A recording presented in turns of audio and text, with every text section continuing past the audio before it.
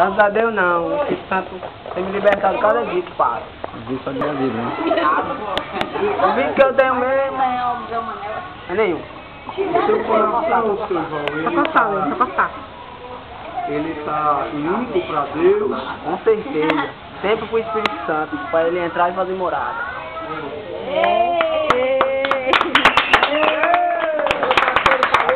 Casamento que você poderia casar com a sua, né, divórcio. Podia fazer um casamento depois, né? Eu A caso. gente faz casamento. Eu caso. O que é que você acha de um casamento arrumado ou um casamento por amor? Como é que você consegue olhar para ela e sentir um amor por essa pessoa, o amor por dentro? Porque é Deus que dá o amor, né?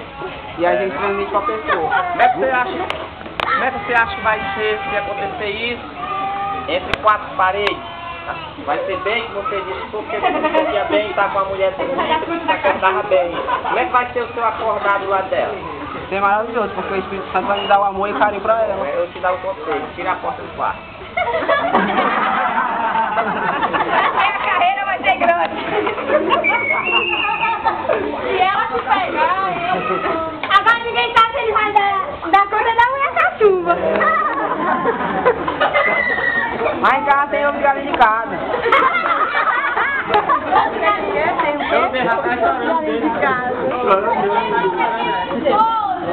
Ele tá chorando, ele tá chorando.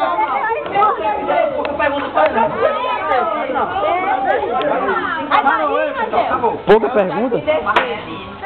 Vai, pergunta pra Vamos fazer uma última dica. Como é que vocês estão ministrar esse homem? Como é que vocês acham que o pastor de vocês vão se sentir depois que vocês levarem esse título? Um de vocês